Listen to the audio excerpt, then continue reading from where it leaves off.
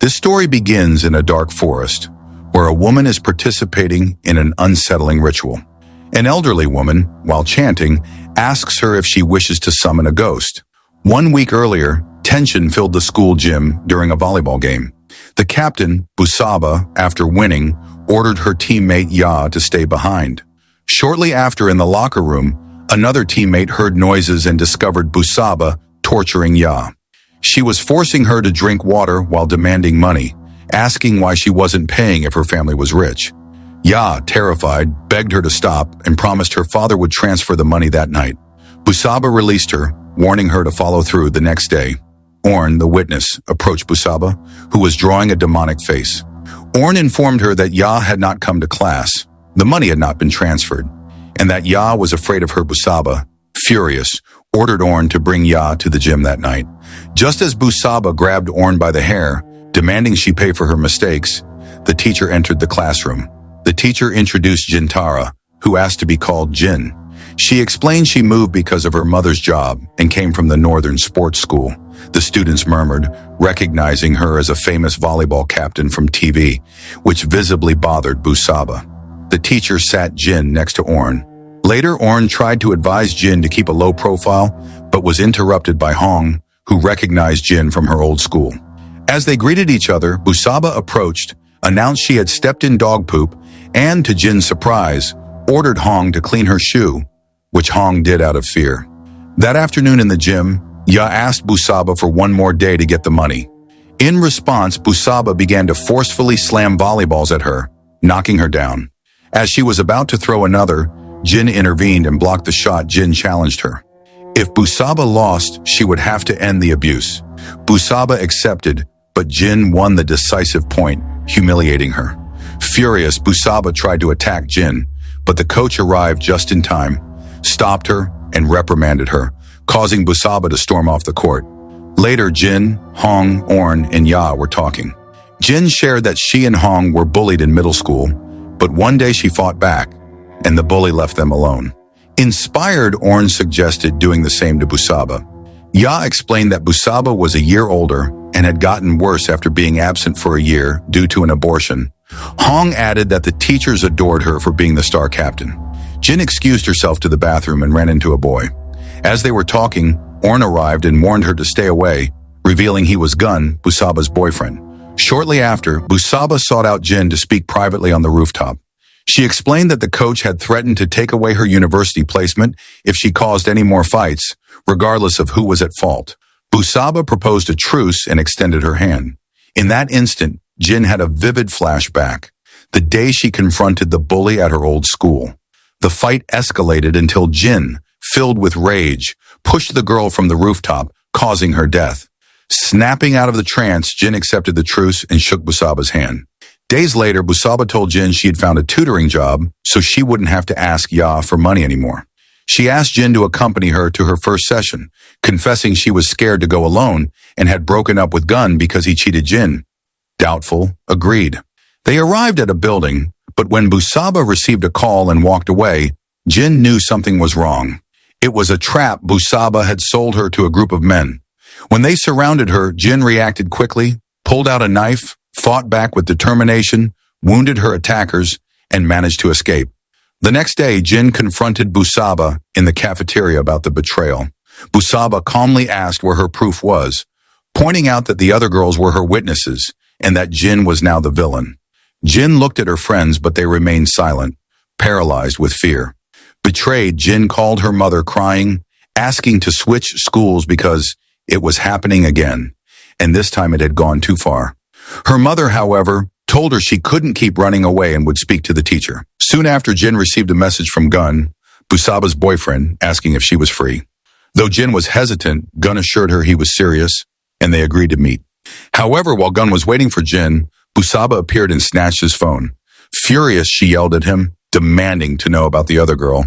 Gun pushed her to the ground, told her she was crazy if she thought they would ever have kids, and asked if they were married that she felt she could control him. Jin watched from a distance, but as she tried to leave, a noise alerted Busaba. The fight escalated, and Busaba, out of control, stabbed Gun. The coach intervened just before she could strike him again. As a result of the attack, the school asked Busaba to withdraw permanently. Shortly after, the tragic news was revealed. Busaba had taken her own life, hanging herself in the gym. The school organized a prayer service for Busaba. While the students prayed, someone was performing a dark ritual in the gym. On the spot of her death, in the service room, the lights flickered and screams were heard. A fierce wind swept through the place. Busaba's coffin trembled, fell to the floor, and burst open, her body spilling out, causing panic and a stampede. That night, the girls decided to sleep in the same room for safety. While they slept, Orn woke up when she saw a chair slide on its own. She tried to wake Jin, but then saw Busaba hanging in midair above her, twisting as if a rope was around her neck. A dark liquid dripped from the ghost onto Orn's face. She screamed in terror, waking her friends who assumed it was a nightmare. Orn insisted it was real, but the chair was back in its place. Still terrified, Orn felt herself being pressed against the wall as a rope tightened around her neck, choking her. But she snapped awake, realizing it was another vision. The next morning, the coach found the remains of the ritual in the gym and argued with the janitor, who refused to touch them. Jin asked her what they were, and the woman explained they were used to summon spirits and kill those they hated. She warned them that if the items were burned like this, the ghost was already there. She added that the spirit would torment them for 2 days, and on the third day, it would not stop until it killed them all. Later, during volleyball practice, Ya froze in horror upon seeing Busaba's decapitated body hanging from the ceiling. The body fell and dragged itself toward her, while the head rolled in her direction. Terrified, Ya then saw a noose around Jin's neck and, in a panic, lunged at her, screaming for her to let go until the others pulled her off and she came to her senses. Orn, remembering the warning, wondered if this was the first day of the curse, although Jin insisted they were just psyching themselves out. Shortly after, in the bathroom, the janitor smiled, climbed onto the sink, and repeatedly slammed her head against the mirror. Using the blood from her forehead, she wrote, "You will all die horribly." The lights went out when they saw she had vanished. The woman lunged at Jin from a stall and began to strangle her. The others pushed her off and ran for the exit, but it was locked. Just as the possessed woman approached with a shard of broken mirror, Gun burst in, breaking the door down. The possession broke and the janitor collapsed trembling. The woman was taken to the hospital. Gun confessed that Busaba's ghost was haunting him too. Desperate, they visited a shaman who confirmed the invocation of an incredibly powerful ghost. Jin asked if there was a fix. The shaman asked for his sacred knife, but as he grabbed it, an invisible force compelled him to stab himself repeatedly in the neck and thigh. Fighting for control, the shaman warned that the ghost was too powerful. He told them they must find the summoner, spray them with a special contaminated water, and also spray the ritual objects. The final order: they had to kill the summoner and complete the ritual within 3 days, or they would all die. The group debated who the summoner was. Orn dismissed Busaba's friends, as they only followed her out of fear.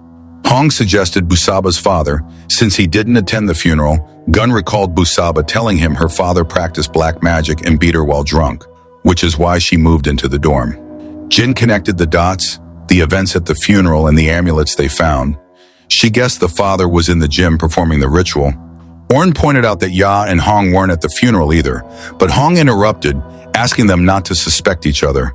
Gun added that he missed it because of his wound, which strangely had reopened. Jin decided the plan. They would check Busaba's father's house, and if they found nothing, the coach was next. The next day, Jin went alone to Busaba's dorm room to look for clues. Using the number 1313, she unlocked her tablet and checked her chats. As she did, a shadow appeared in the curtain, and the mattress sank, as if someone invisible was walking across it toward her. Terrified, Jin saw a chair slide on its own, blocking the exit. When she looked in the mirrors, she saw the ghost reflection. She grabbed a box cutter to defend herself, but just then the janitor walked in, getting scared too. Meanwhile, in the exam hall, Busaba's ghost materialized in front of the teacher, asking if she could take her exam. Panic erupted. Students and the teacher fled to the gym. The principal tried to calm the crowd, blaming it on stress, but the students insisted they had seen her. Jin and Gun used the chaos to confront the coach, accusing him of being the suspect because he loved her. The coach laughed maniacally, admitting their relationship. He confessed Busaba sought him out to secure a university spot, but that if he were to summon her, it wouldn't be for love, but for something more irresistible. Suddenly he was possessed, pulled down his pants, and collapsed. At that moment, a student screamed. Everyone saw Busaba's ghost hanging from the rafters. The group went to Busaba's father's house. They found an altar that looked like black magic. Jin assumed the father was still torturing her after death. They began destroying everything when the father appeared, enraged, attacking them with a knife. Jin threw the shaman's contaminated water on him. As the father escaped through a window, Hong found a voodoo doll. Jin poured the water on it. At that moment, the roof beneath the father broke, causing him to fall onto a metal fence and die, impaled. Believing the nightmare was over, they took the doll to the shaman at the hospital. His assistant took it, assuring them he would handle the ritual to expel the spirit. Relieved, they went to a temple to pray, asking for forgiveness from the souls of Busaba and her father. As they left, Gun looked at his watch and happily told Jin that the third day had passed and they had survived. However, Jin lost her phone and went back to the temple. On her way back, she passed an amulet shop and asked the vendor about the objects. The man explained they were protection charms to ward off ghosts, mentioning that one made of boar hair was the best protection.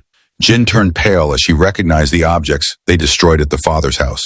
They weren't black magic, but defenses. The vendor mentioned the time, and Jin looked at her recovered phone. It wasn't midnight yet. She realized Gun's watch was fast. The third day hadn't ended.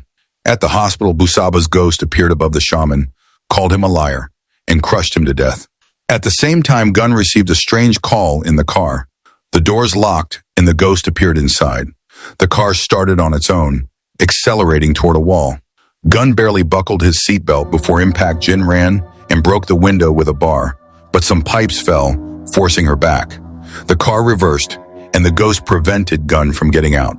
The vehicle slammed into a pillar, and Gun's head was severed. Jin watched in horror as Busaba's ghost laughed on top of the car. Desperate, she ran to the hospital, found the shaman dead, and stole the sacred knife. Jin sent a message to Hong, warning her the curse was still active. Meanwhile, Ya, at home, heard noises and saw the ghost at her window. A pen fell into an electrical outlet, and a short circuit shot it out, lodging it in her eye. As Ya screamed, the ghost broke her leg. Ya's mother came upstairs upon hearing the noise. The ghost mimicked Ya's voice, crying for help. When the mother threw the door open, it slammed into the pen, driving it completely in and killing Ya. At Busaba's house, Jin found a rental agreement in Hong's name, realizing she was the summoner. At the same time, Hong led Orn to the gym, claiming it was the only place to end the curse. She told her they had to apologize to Busaba and that she needed Orn's blood for the ritual. Orn, scared, agreed. As Hong performed the invocation, Orn tearfully apologized for killing Busaba. Hong was shocked. A flashback revealed the truth. Busaba had confronted Jin about Gun. The fight escalated. Gun, Orn, and Ya tried to separate them. When Busaba broke free and attacked Jin again, they pushed her, causing her to fall and fatally strike her neck against a metal bar. Jin proposed faking a suicide to avoid ruining their futures, hanging the body in the gym. Back in the present, Hong, enraged, confessed to being the woman from the initial ritual. Busaba's ghost appeared, and Hong strangled Orn, declaring that she loved Busaba. Jin arrived and saw the scene. Hong, unhinged, screamed that this was the second time Jin had taken someone she loved, revealing she was also in love with the bully Jin killed. They fought with knives. Hong stabbed Jin, but Jin grabbed the sacred knife and slit her throat. As Hong died, a centipede from the ritual crawled out and entered Jin's wound. Busaba's ghost and Hong's spirit held her down, allowing Busaba's soul to possess Jin's body. The film ends with Hong, now a spirit, approaching Jin, who is now Busaba. Jin tells her she stepped in dog poop. Hong smiles and servilely kneels to clean her shoe.